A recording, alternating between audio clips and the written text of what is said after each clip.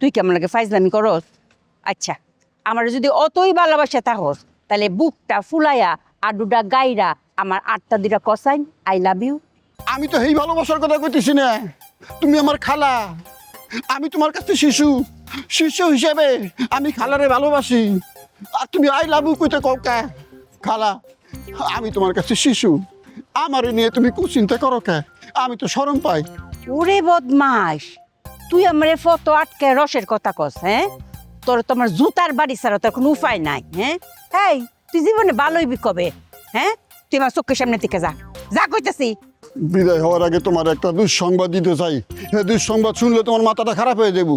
তুই তাড়াতাড়ি কি কবি ক, তোর চেহারাটা আমার দেখতে ইচ্ছা করতেছে না। গিট্টু সুমন তোমার নামে নারী পাচারের মামলা করব।